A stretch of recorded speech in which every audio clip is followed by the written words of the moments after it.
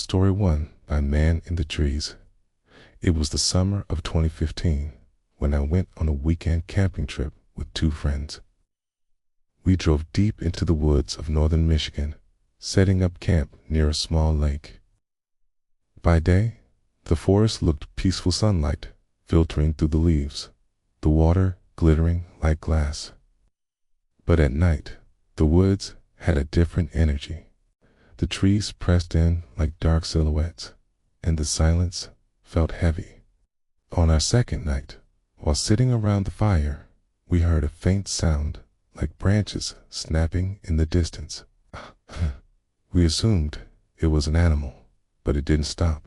It almost sounded like slow, deliberate footsteps. It was the summer of 2015 when I went on a camping trip with two of my closest friends.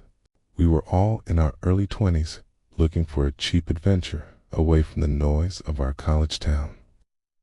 We drove 4 hours into the thick woods of northern Michigan, eventually settling on a spot by a small, quiet lake. The first day felt perfect. The air was warm, the sun reflected off the water like a sheet of glass, and the woods around us seemed alive but calm. Birds chirped overhead, and the smell of pine mixed with the smoke of our campfire. It felt like the kind of trip we'd remember forever. But at night, the woods changed.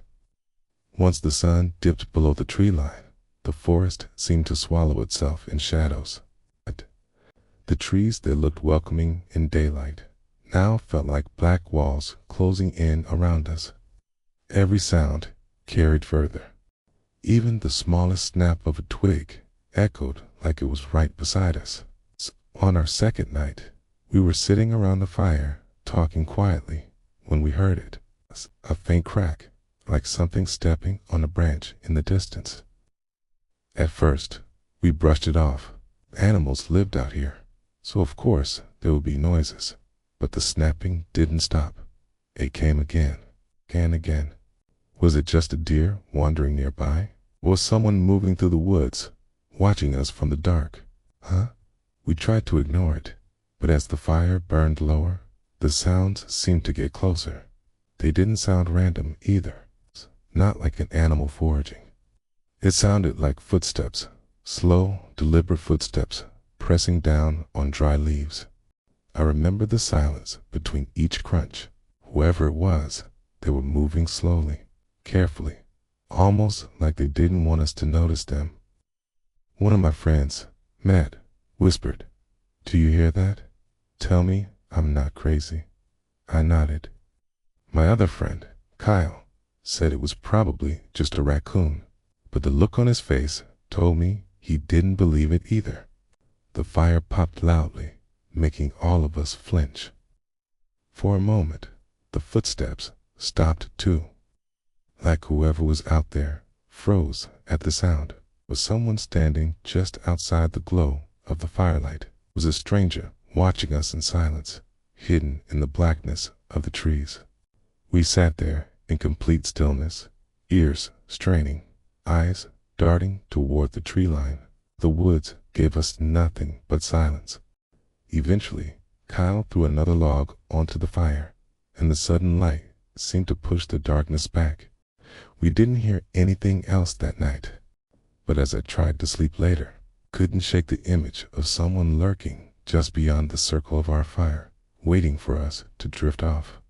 What if the footsteps weren't an animal at all? What if they were a man, waiting in the trees? Later, around midnight, I crawled out of the tent to use the bathroom. That's when I heard it, again, the snapping of twigs, closer this time. Then, a low whistle echoed through the trees, not like a bird, but a tune. Someone was out there. I froze, holding my breath. When I whispered to my friends about it the next morning, they laughed it off. But I couldn't shake the image of someone standing just outside the glow of our campfire, watching. Later that night, around midnight, I quietly unzipped my tent and stepped outside. The air was cold and damp, the kind that makes your skin prickle. I tried to move silently, but every step on the soft earth felt loud. The woods were still, almost unnaturally silent. The fire from our campsite was low now, glowing like a dying ember. Shadows flickered across the trees. The rustling of leaves far away made me tense. I could hear my own heartbeat in my ears. Then I heard it, the snapping of twigs. At first, I thought it was an animal. But this sound was deliberate, slow, stepping closer with each snap. Was someone walking toward me, or was it just my imagination playing tricks in the dark? I froze. The wind whispered through the branches above. A low whistle followed. It wasn't musical, not like a bird. It was deliberate, almost human. The tune hummed through the trees, haunting and hollow.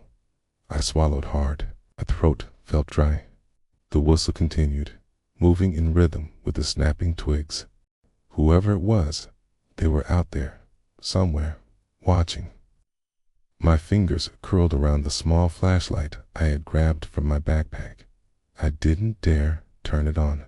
Light would give away my position, but the shadows, I popped. The shadows seemed to grow darker around me, shifting as if alive. I held my breath, straining to hear. My heart pounded like a drum in my chest. The whistle stopped for a moment, and all I could hear was the wind. Then it started again, closer this time, right at the edge of the tree line. Was he really out there? Or was it just my mind twisting the sounds of the forest into something worse? I tiptoed toward the fire, trying not to make a sound. My friends' tents were nearby, their occupants sleeping. I wanted to shake them awake, but the fear in my stomach told me not to. A branch snapped again, loud this time, almost underfoot. My flashlight slipped slightly in my hand, the beam bouncing against the dark bark of the trees. I could see nothing beyond the reach of the firelight. Then, for a moment, I thought I saw movement, a shadow between two trees, crouched low. But when I blinked, it was gone. Was my mind playing tricks? Or was someone really hiding there? I whispered to myself, "It's just the woods. It's just the woods."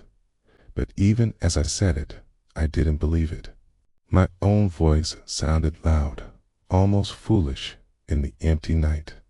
The whistle came again, slower this time, almost like a warning. Okay, the snapping of twigs followed, circling me. Whoever or whatever was out there seemed to be moving around the campsite, keeping just out of reach. I crouched near the fire, my body shaking. The orange glow barely cut through the darkness. I strained my ears. Was that a faint breathing? Someone holding their breath just behind the trees? Why was I the only one awake? Why was I the only one hearing it?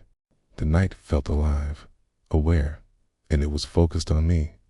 I thought about calling out, but the words stuck in my throat. My tongue felt heavy. I was frozen by fear. Every shadow looked like a figure. Every rustle of leaves sounded like footsteps approaching. A twig cracked sharply nearby, making me jump. I swung the flashlight in that direction. The beam caught a figure just for a split second. Tall, thin, and impossibly still. Then it vanished into the night. Was it real? Or was I losing my mind out here, alone with the forest? I crouched there for what felt like hours, barely breathing, listening.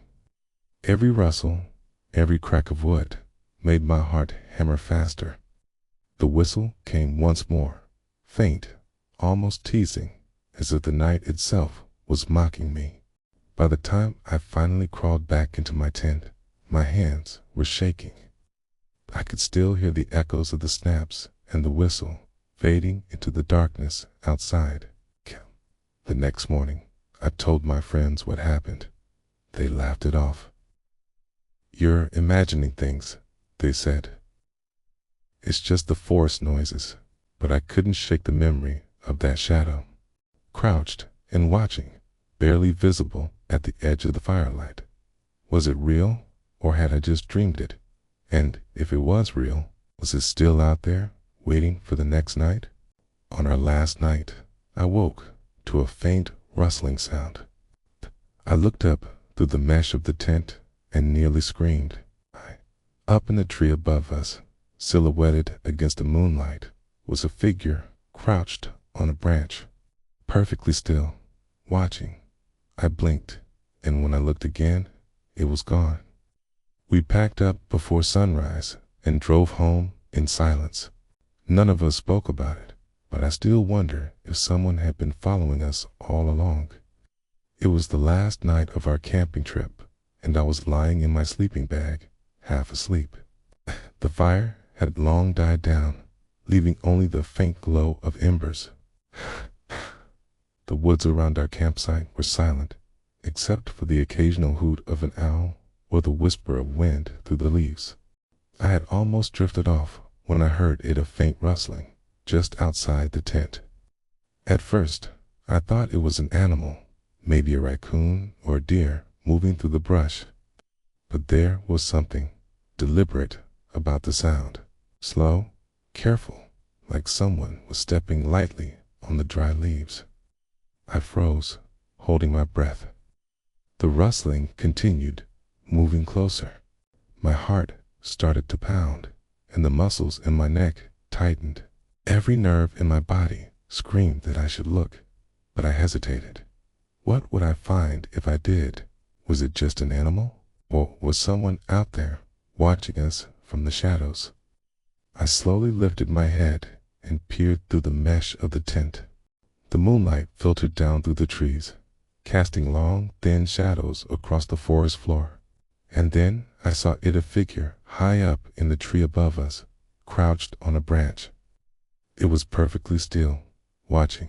I couldn't make out details, just a dark silhouette against the pale glow of the moon. My pulse raced, my hands trembling slightly as I gripped the sleeping bag. I blinked, hoping it would vanish, but it didn't. I could feel its eyes on me, heavy and focused. My mind was screaming for logic, telling me it must be a trick of the light, a shadow cast oddly on the branches. Was someone really up there? Or was my tired mind imagining shapes in the dark? I forced myself to stay quiet. The rustling had stopped, replaced by an eerie stillness. No wind, no animals, just a figure crouched above, watching every movement. The forest felt alive around me, breathing, waiting, aware of my fear. I didn't dare move. Even a single twitch might alert it. The figure didn't shift. It didn't blink. It just stayed there, perfectly still. My heart thudded in my chest, loud enough, it felt, to announce my presence. Time seemed to stretch. Minutes passed, or maybe seconds. I couldn't tell. Every little noise, my own shallow breaths. A twig cracking far away made me flinch. I wanted to scream, to run, to wake my friends. But I was frozen, rooted to the sleeping bag. Was it waiting for something, or just observing? I tried to focus on the fire pit, imagining the comfort of the warmth, imagining that this was just a bad dream. But the memory of the figure stayed fixed in my mind. My body refused to relax. Every instinct told me we were being watched. Then, just as suddenly as I'd seen it, the figure was gone, vanished. No rustling, no shadow, only the quiet, empty forest. I blinked several times, convinced my eyes had deceived me. The rest of the night passed in a tense blur. I pretended to sleep, listening for every sound. Every time a branch snapped in the distance, my body jumped. I barely slept, if at all. When the sun rose, we packed our gear in silence. Nobody spoke a word. The forest looked normal in the morning light, calm and peaceful, as if the night had been a figment of our imagination. But I knew what I saw. I still remember the dark outline, the perfect stillness, the way it seemed to watch and wait. Did someone follow us all night? Had we really imagined the figure in the trees? To this day, I can't look at photos of forests at night without imagining that same silhouette, crouched, waiting, just beyond the edge of the light. Story 2, Pike Ben in the Pines a few years ago. My girlfriend and I rented a small cabin deep in the woods for a quiet getaway. The place was cozy wooden walls, a fireplace, and surrounded by endless trees. The first night was uneventful, but on the second, just as we were falling asleep, we heard something outside.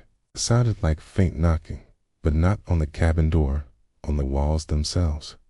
A few years ago, my girlfriend and I rented a small cabin deep in the woods for a quiet weekend getaway. The drive-in was long, winding through narrow dirt roads flanked by tall pine trees that blocked out the sun. By the time we arrived, the forest had swallowed the path behind us. The cabin appeared suddenly, nestled in a small clearing. Its wooden walls looked warm, welcoming, and completely isolated. Inside, the cabin smelled faintly of wood smoke and old pine. The fireplace sat cold in the corner, but we stacked logs nearby, just in case. The windows gave a perfect view of the surrounding trees. During the day, everything seemed peaceful. Birds chirped, a brook gurgled nearby, and the sun danced through the leaves. We laughed, unpacked our things, and settled in for a quiet evening. That first night passed without incident. We cooked dinner over the stove, shared a bottle of wine, and watched the shadows move across the walls as the firelight flickered. Outside, the wind whispered through the trees, but it was comforting, almost soothing. We went to bed early, the kind of sleep that feels deep and safe, surrounded by the stillness of the forest. But by the second night, things began to feel different. The air was colder, and the shadows in the cabin seemed longer, stretching across the walls unnaturally. We had just crawled into bed, our blankets pulled tight, when I heard a faint tapping sound.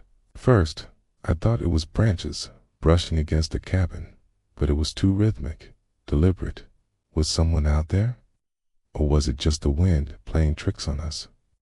The tapping came again, louder this time, like fingernails against wood, but it wasn't the door. It was the walls themselves. I could hear it on the far side of the room, then closer, moving with purpose.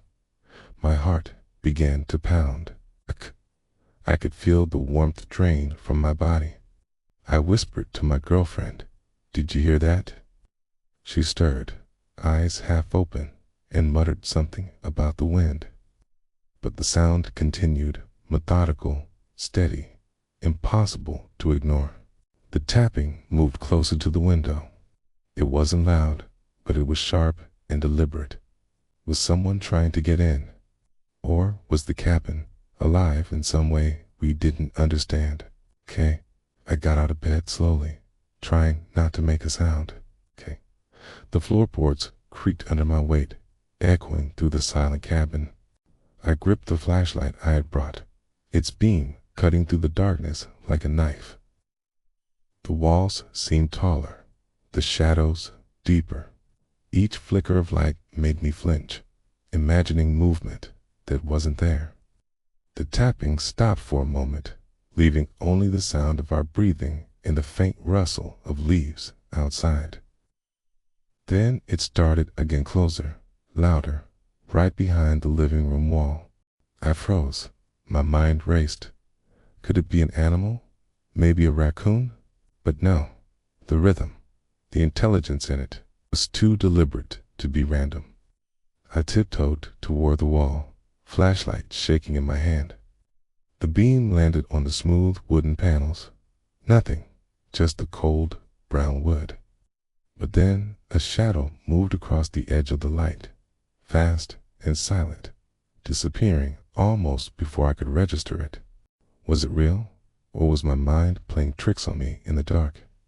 I swallowed hard, forcing myself to remain calm. I wanted to wake my girlfriend, but something made me hesitate.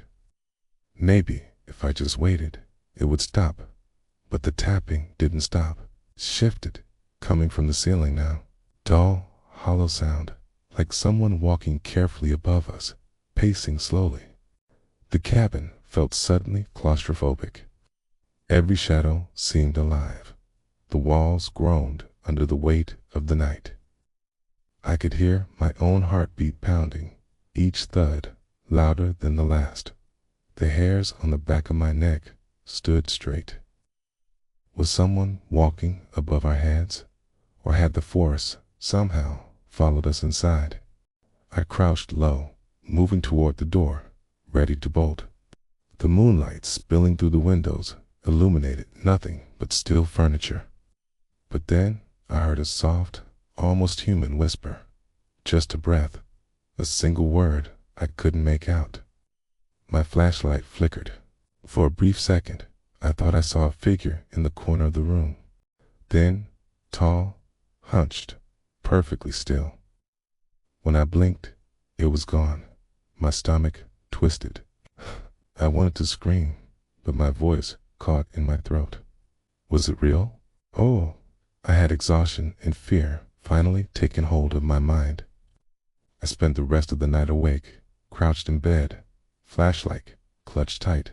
Every little sound, the creak of the floorboards, the rustle of the wind, the tapping against the wall made me jump. The cabin felt alive, and I felt like an intruder in my own safe space. By morning, the sun broke through the trees, and the shadows retreated. The forest seemed calm again. My girlfriend and I packed up quickly, not speaking. We left the cabin behind, silent, uneasy, with an unshakable feeling that something had been in there with us. Even now, I can't think about that night without imagining the tapping, the whispers, the shadow in the corner. And I still wonder, was it someone else in the woods? Or something that never truly left the cabin? The noise moved around the cabin, from one side to another. Then we heard something that froze us in place. Laugh. A low, drawn-out laugh that didn't sound right. It was almost mocking, echoing faintly in the night air. I grabbed the fireplace poker and pulled the curtains aside, but the porch was empty. Still, the sound of crunching leaves circled us, as if someone was pacing around the cabin. It started just after midnight. My girlfriend and I were sitting quietly in the cabin, the fire long gone cold. The wind outside rustled through the pines, whispering against the walls. At first, I thought the sounds were normal, part of the forest settling around us. Then I heard it. The noise moved, slow and deliberate, shifting from one side of the cabin to the other. Footsteps. Maybe, but they weren't soft enough for a small animal. They were measured, almost human. Each step on the dry leaves outside echoed faintly through the wooden walls. Was someone out there? Or was it just the trees bending in the wind? We froze. The quiet seemed to stretch, heavy and suffocating. Then it came a laugh, low, drawn out, and chilling. It didn't sound like a person laughing in joy. It was mocking, eerie, echoing faintly in the night air. It wasn't meant to comfort. It was meant to scare. My heart skipped a beat. I looked at my girlfriend. She was pale, eyes wide, clutching the blanket to her chest. We didn't speak. We didn't move. The laugh came again, closer this time, circling the cabin like it was toying with us. Was it really someone out there, or had we just imagined the sound in our fear? I grabbed the fireplace poker from the corner. Its metal felt cold and solid in my hands. I inched toward the window, pulling back the curtains slowly. My flashlight cast a thin beam across the porch, but it was empty. Nothing but the swinging shadows of the trees. The sound of crunching leaves continued. It moved, circling the cabin, pausing, moving again. It was deliberate, patient, like someone was stalking us without revealing themselves. Could someone really be out there, pacing, watching, laughing at us? I swallowed hard, my throat dry. My pulse thumped in my ears. Every creak of the cabin felt louder. Every gust of wind made the walls groan. I wanted to call out, but my voice caught in my throat. Fear had frozen me. The laugh echoed again. This time, it was directly behind the cabin, closer to the back door. My stomach churned. I forced myself to move, tiptoeing to the side window. Shadows shifted. The trees swayed, but I didn't see anyone. Was the figure hiding in the dark? Or was it something else entirely? I considered waking my girlfriend, but the fear made me hesitate. I didn't want to panic her. Yet, I didn't want to face this alone either.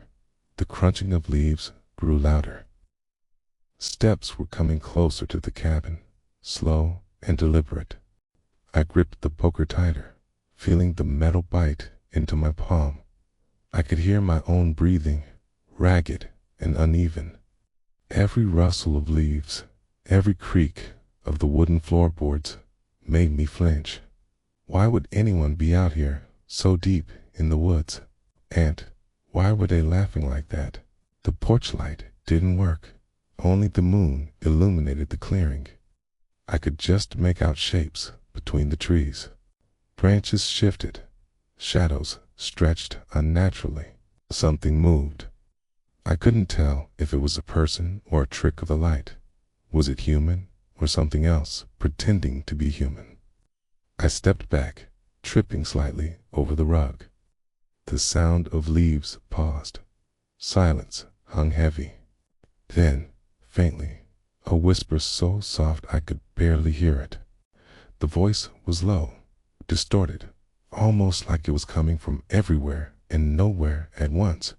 I froze. My body shook. My mind raced. Every instinct screamed to run. But where would I go? The forest was dark, the cabin doors locked, but that didn't feel like enough. Was it inside the cabin now, or still circling outside, waiting for me to make a mistake? The whisper turned into another laugh, longer this time, echoing around the clearing. It made the hairs on my neck stand up. I could feel the weight of its presence. I couldn't see it, but I knew it was close, patient, and watching. Thought about the windows, the walls, every weak spot in the cabin. I imagined someone peering through them, standing just outside the circle of light, grinning in the shadows.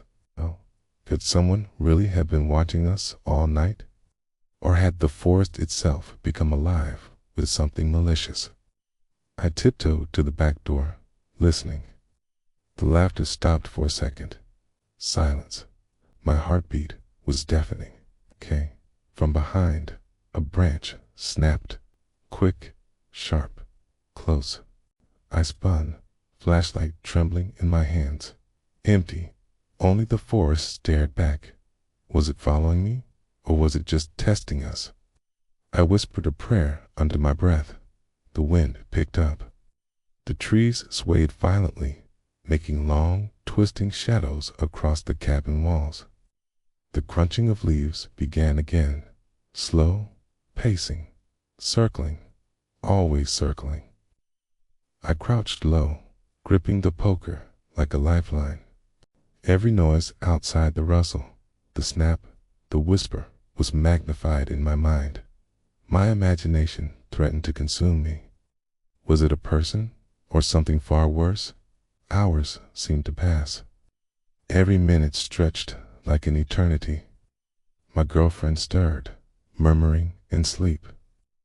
The laughter returned, faint, echoing from a distance. Then silence again. When dawn finally broke, the shadows retreated. The forest looked normal, calm. But the memory of the laughter, the whispers, the crunching leaves remained. We left that cabin quickly, packing in silence, our hearts still racing. I never told anyone what really happened. And sometimes, when I hear leaves crunching outside at night, I think about that laugh and wonder if it's still out there, circling, patient, waiting. Would it be back next time? Or had it never really left? By morning, we were exhausted. When we finally opened the front door, we noticed something nailed to the wood.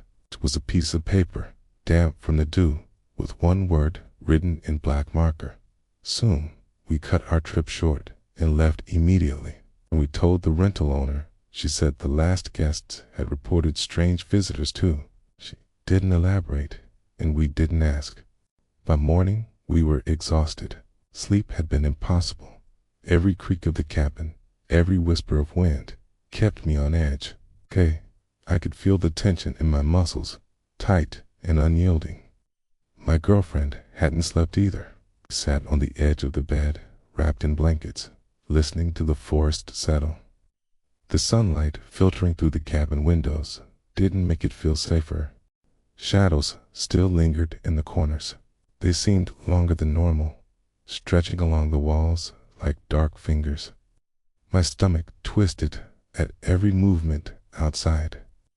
Birds chirped in the distance, but their calls felt unnatural, tense, as if warning us, was someone or something still out there, just beyond the tree line. We finally worked up the courage to leave the bedroom.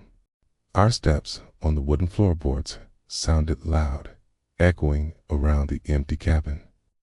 The air smelled faintly of damp pine, mixed with something I couldn't identify. It was metallic, sharp, unsettling. The living room looked untouched. The fireplace was cold. Dust floated in the sunlight like tiny, suspended ghosts. I forced myself to relax, telling myself we were safe. But the memories of the laughter and whispers from the night before refused to leave my mind. Was it really over? Or had the presence just been waiting, hiding, watching? We moved toward the front door. My hand hovered over the handle, hesitant. My pulse pounded in my ears. Every nerve in my body screamed to run. But I needed to see. I needed to know. When I pulled the door open, my stomach dropped. Something was nailed to the wood. A small piece of paper, damp from the morning dew, fluttered slightly in the cold breeze. It wasn't windy enough to move it on its own. Someone had placed it there intentionally. I grabbed it, my hands shaking. The paper was thin, wet at the edges, and the word written on it was in thick black marker. Soon, was this a prank or a warning? We stared at it for what felt like minutes. My girlfriend's hands trembled as she clutched my arm. The word didn't feel like writing. It felt like a threat. Slow, deliberate, calculated. Someone knew we had been here. Someone had been watching. I checked the yard. The forest beyond was still. Its trees swayed gently in the morning breeze. Nothing moved. No footprints. No signs of anyone else. Yet the paper told a story that our eyes couldn't see. Who had left it, and why? We packed immediately. The forest that had seemed beautiful and peaceful just the day before now felt hostile. Every shadow, every rustle of leaves made me flinch. The cabin loomed behind us, dark and silent, like a predator watching us flee. As we drove away, the trees passed by like ghosts. I kept glancing in the rearview mirror, half expecting to see a figure standing at the edge of the clearing. But there was nothing, only the quiet, oppressive forest. Was it following us? Or would it wait, patient, for the next visitors? When we returned the keys, the rental owner looked at us with a polite, knowing smile. She asked how our trip went. I hesitated, choosing my words carefully. "It was fine," I said, but the tension in my voice betrayed me. She nodded slowly, as if she understood more than we were saying. Then she said, "The last guest reported strange visitors too." Her tone was calm, almost casual, but her eyes darkened for a moment. She didn't elaborate. We didn't ask. What kind of visitors? Driving home, every passing mile felt longer than the last. My mind replayed the night, the whispers, the tapping, the laughter, and finally, the paper. Soon, it wasn't just a word. It was a promise. Even in daylight, I could feel its weight pressing down on me. The forest seemed to stretch endlessly behind us. The memory of that cabin, quiet and still, haunted me. Had it been human, or something else hiding, watching, waiting? Weeks later, I found myself avoiding cabins entirely. Even photos of forested retreats made my stomach twist. The thought of returning, of stepping into that quiet, dark space, was unbearable. Yet sometimes, at night, when the wind rustles my window and the shadows stretch along my walls, I imagine the word again. Soon. Was it meant for us, or for someone else? And I keep wondering, if we hadn't left that morning, what would have happened next? Story 3 by hiker who never returned. I used to volunteer for search and rescue. One case still sticks with me. A man in his 30s went missing while hiking alone in the Appalachian woods. We were called in after he didn't return for 2 days. As we combed the forest, I noticed something odd. The man's footprints led off the trail, deep into the trees, as if he had been chasing something. Or someone. I used to volunteer for search and rescue. One case still sticks with me. A man in his 30s went missing while hiking alone in the Appalachian woods. He didn't return for 2 days, and his worried family called us in. The forest was thick and unforgiving, the kind of place where a person could vanish in an instant. We started at the trailhead, checking every marker, every side path. At first, there was nothing. The morning mist clung to the trees, and the scent of wet earth filled the air. Birds called occasionally, but there was an odd silence beneath the treetops, heavier than it should have been. Why had he left the main trail? Was he lost, or had something forced him off course? His footprints were faint at first, easy to miss. They followed the main path, but eventually veered sharply into the dense underbrush. Someone, something, had scared him. Or maybe he was chasing something. The prints were uneven, hurried in some spots, cautious in others. I crouched to examine them, the mud cold against my hands. The forest floor was littered with pine needles and broken branches. Every detail mattered. A misstep could mean losing the trail entirely. My flashlight cut through the shadows, revealing small scrapes on tree trunks. He had brushed against him. More had someone or something been there before him. Was he really chasing something? Or had he been fleeing in terror? As we followed the trail, the woods grew darker. Even in daylight, the dense canopy made it feel like twilight. Shadows stretched unnaturally between the trees. Every bird call seemed distant, echoing strangely. The wind shifted, carrying a faint scent. I couldn't place metallic, sharp, almost like blood. I paused. The silence pressed in around us. Every snap of a twig made my heart jump. I imagined eyes watching from the shadows. My colleagues moved cautiously, speaking in hushed tones. We were trained to stay calm, but the forest had a way of unnerving even the most experienced. Could someone or something be following him? Then we found his campsite, abandoned. His backpack lay open, food untouched. A small tent had been torn open from the inside, flapping in the breeze. No footprints led away from it, at least, not the usual kind. The ground looked disturbed, like someone or something had rushed through. I ran my hand over the torn fabric, the fibers rough and jagged. Nothing else had been taken, no supplies, just a feeling that someone had left in a hurry, or worse, had been forced out. My pulse quickened. Was he scared enough to run blindly into the woods? Or had he been taken by something stronger than him? We pressed deeper into the trees, following the faint prints. The branches seemed to claw at us as we passed. Every sound, the creak of wood, the rustle of leaves, the distant cry of a bird felt amplified. It was as if the forest itself was watching, waiting. A sudden snapping sound made us freeze. Something large moved ahead, just out of sight. Shadows shifted unnaturally. The trail curved, and we lost sight of the footprints momentarily. My flashlight flicked across the trees. The marks were still there, carved into the bark, deep scratches in sets of 3. I swallowed hard. No person could have made those marks, not with human hands. What made them? Something human, or something else entirely? The deeper we went, the more unnatural the forest felt.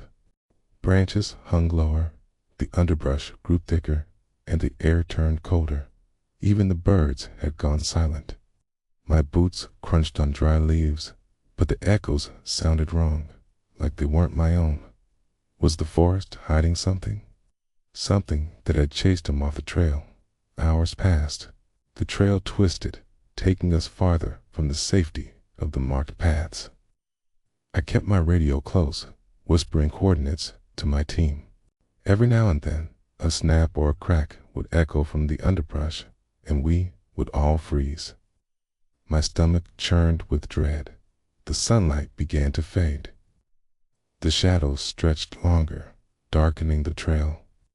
I thought I saw movement, a figure darting between the trees, but when I focused, there was nothing.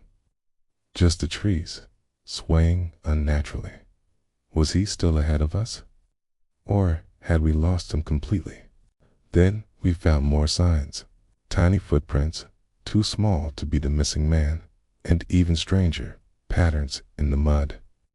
Lines and arcs, as if someone or something had been dragging its hands across the ground. The hairs on my neck stood on end.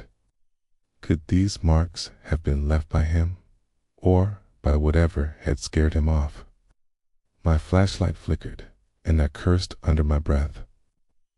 The forest seemed darker now, more oppressive. Every step we took felt louder, echoing back at us from unseen walls of trees. The trail ahead was obscured, tangled with fallen branches and thick moss. Was it leading us somewhere? Or leading us into a trap? By evening, we were exhausted. The trail was no longer clear, and the footprints faded entirely. The forest was silent except for the wind whispering through the leaves. I could feel eyes on us, though I couldn't see them. Something watched from the shadows. What had happened to him? And was whatever it was still out there, waiting for us to make a mistake? We set up a temporary camp and tried to rest. But sleep was impossible. Every sound, rustling leaves, distant cracking branches, the occasional hoot of an owl kept me awake. My heart raced constantly, pounding against my ribs. Could he be nearby, injured and calling for help?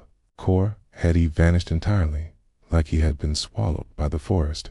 Kept thinking about those 3 deep scratches on the trees. They weren't human. They couldn't have been, and yet they marked the path he had taken. Had he seen it or felt it? Even now, when I remember that day, the sounds of the Appalachian woods still haunt me. The eerie silence, The unnatural shadows, the scratches in the trees, they haven't left my mind, and I can't help but wonder, did we follow him too late? Had we been following the wrong trail all along? About a mile in, we found his small campsite. His pack was still there, food untouched, and his tent ripped open from the inside. It didn't look like an animal attack, it looked like he had fled in a panic. But the strangest part was the marks on the trees, steep scratches in sets of 3, running high up the trunks, higher than any person could reach. About a mile in, we stumbled across his small campsite. The first thing I noticed was his pack, abandoned, food untouched, lying in the dirt as if he had planned to return any second. The tent had been ripped open from the inside. It didn't look like an animal attacked, looked like he had fled in a panic, leaving everything behind. The ground around the tent was disturbed. Footprints led off into the underbrush, uneven and scattered. Some prints were hurried, others cautious, like someone or something was forcing him forward. I crouched down, brushing away pine needles. There was no sign of a struggle. Nothing to suggest anyone else had been here. Why would someone leave everything behind and run like that? What could have scared him so badly? Then my eyes caught the trees. Deep scratches, in sets of 3, ran up the trunks, higher than any human could reach. The bark was shredded, gouged, almost violently. They didn't look random. They were deliberate. And they surrounded the campsite in a half circle, like a warning. Could this have been the reason he ran? Or was it something else entirely? I ran my fingers over the marks. They were rough, jagged, and the grooves were deep. I imagined climbing the trees, trying to reach them. Impossible. Nothing but air above. Whatever made these scratches was taller, stronger, and different. The wind rustled through the branches, whispering over the tops of the trees. It sounded like soft laughter at first, then a low growl carried in the breeze. My skin prickled, goosebumps rising across my arms. Was something out there, watching us as we examined the marks, or was my imagination twisting the sounds of the forest? We continued around the campsite carefully. The ground was littered with broken branches and crushed pine needles, as if something had rushed through in a frenzy. Every step made a crunch that echoed unnaturally in the stillness. My heart hammered with every sound. Could he have been running from whatever made these scratches? Coned? Or had he simply stumbled into something he couldn't escape? I crouched again, examining the tent. The flap was torn, fabric shredded at odd angles. Nothing inside had been disturbed except the opening. No personal items were missing, but there was a sense of chaos, like he had left in a blind panic. What could make a grown man run from a campsite in broad daylight, or even at dusk? The deeper we examined, the more unnerving the forest became. Shadows between the trees stretched long, twisting like fingers. The light filtering through the canopy seemed weaker, darker. Every branch swaying in the wind looked like a reaching hand. Was it just the shadows? Or was something in the trees, moving silently, watching us? Then I noticed faint marks in the dirt, scrapes, long and thin, leading away from the campsite into the thicker woods. They weren't footprints, not human, not animal either. Something dragged itself, leaving a trail that defied logic. Could he have been taken? Or had he simply fled from this? I shone my flashlight over the forest floor. The beam caught something glinting in the underbrush, a piece of his gear, torn and dirty, like it had been ripped from his hands. The dirt around it was disturbed, flattened in patterns that made no sense. What had grabbed it? What had scared him so badly he didn't take anything with him. The scratches on the trees seemed to encircle the area like guardians. Each gouge felt intentional, a warning.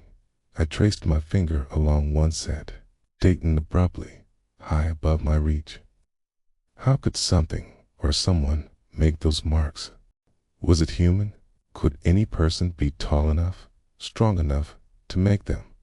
Or had it been something else entirely? I stepped back and looked around. The campsite felt tiny in the vast forest. The trees loomed overhead, casting long, distorted shadows. The wind picked up, carrying the scent of damp earth and something metallic, sharp, bitter, unnatural. What was hiding among the trees, just out of sight? My flashlight flickered, cutting the circle of light around the campsite. For a moment, I thought I saw a movement between two trunks, just a shadow, shifting. But when I blinked, it was gone. My stomach twisted, my breath caught. Was it watching me? Or was the forest playing tricks on my mind?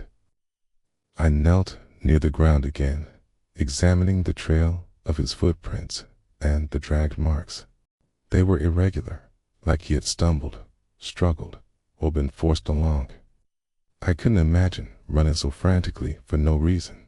Had he seen it? Or had he only felt it, a presence in the woods that didn't belong? The wind whispered again, stronger this time, and the forest seemed to lean closer and close in the campsite. Every rustle sounded deliberate. Every snapping twig echoed unnaturally. My flashlight trembled in my hand. Could it still be here, watching, waiting, patient? The scratches on the trees seemed darker now, almost wet, though there was no moisture. My mind raced. They looked alive, aggressive, like the forest itself had carved them. Was this a warning for us too? Or had it only been for him? I stepped back, scanning the surrounding trees. The forest felt immense, endless. The shadows seemed to stretch forever, twisting and bending unnaturally. My heart pounded against my chest. Could I trust my own senses? Or had the fear of the unknown already begun to manipulate them? We moved slowly, circling the campsite one last time. Scratches ended abruptly, high in the trees, fading into the dark canopy. The trail of footprints vanished into the underbrush. No further signs, nothing to follow. Had he gone deeper into the forest? Or had whatever was in the trees taken him before we arrived? The forest was silent again, but the weight of those marks remained. They were not natural, not human. Something had been here, powerful and deliberate, decay, and I couldn't shake the feeling that it was still out there. Would anyone find him? Or would the forest keep its secret forever? We never found him. But a week later, a hunter came forward with something chilling. He said he'd have been in the same woods the night the hiker disappeared and saw a man running barefoot, stumbling through the trees, with something chasing close behind. The hunter swore it wasn't human. The case was never solved. His family never had closure. But whenever I think about it, I remember those tall, unnatural scratches on the trees. We never found him. The search lasted days, but the forest refused to give him up. Every path we checked ended in nothing but shadows and twisted roots. The deeper we went, the darker the woods became, even in daylight. Branches clawed at our arms and faces as we pushed forward, the wind whispering like it was alive. Footsteps crunched in the distance, though there was no one else with us. Birds circled overhead, calling, but their cries sounded off, echoing in strange patterns. The dirt and leaves beneath our boots seemed to swallow every sound, making the forest feel endless. Was he really out there, or had the woods already swallowed him completely? Then, a week later, a hunter came forward. Had been in the same area The night the hiker disappeared, Kay, his eyes were wide, haunted, as he told us what he saw. He said it wasn't something he would forget anytime soon, no matter how hard he tried. I leaned in, listening. His voice trembled as he described the moment. He had been following a deer trail far off the main path. The night was cold, the mist heavy, and the trees cast long, twisting shadows across the forest floor. What had he seen? Could it be the hiker, or something else entirely? The hunter said he spotted a man running barefoot through the trees. He stumbled and fell multiple times, but kept moving forward. His breaths were ragged, panicked, loud in the otherwise silent night. There was a sense of urgency, like he was running for his life. Why was he running, and what was chasing him? That's when the hunter froze. He saw movement behind the man in shadow, but taller, faster, unnatural. It moved like it was gliding, yet each step was precise, deliberate. It kept close, never losing sight of its prey. Was it human? Could a person even move like that through thick woods at night? The hunter described the thing in detail. He said it was tall, far taller than any man. Its limbs were long, spindly, and it moved in a way that made no sense. No sound came from it except the occasional snap of a branch under some invisible weight. Its presence alone made the air heavy. Could something like that really exist, or was the hunter seeing a trick of shadows and moonlight? He continued, saying the hiker tripped over roots, leaving footprints in the damp soil. The hunter could see him clearly, illuminated by the faint moonlight, but the thing behind him didn't leave footprints. Only the hiker's frantic tracks marked the earth. How could something so large move without leaving any trace? The hunter said he watched for what felt like minutes. The man stumbled again, yelped, and tried to scramble to his feet. His shadow closed in effortlessly, moving faster with each step. There was no fear in its pace. It was calm, patient, and unstoppable. What kind of predator waits like that? He whispered that the hikers screamed once, piercing through the trees. It wasn't a long scream, just a single, jagged sound that cut through the night. Then silence. The forest swallowed the sound instantly. Had it caught him? Or had he vanished before it reached him? The hunter tried to follow, moving carefully through the underbrush. The hiker was gone. No footprints, no broken branches, nothing but empty ground. The shadow had disappeared too, as if it had never existed. Was it still out there, hiding in the darkness? He described the tall scratches on the trees, the same ones we had found around the abandoned campsite. They were deep, jagged, and high above the ground. The hunter said they looked freshly made, like someone or something was marking territory.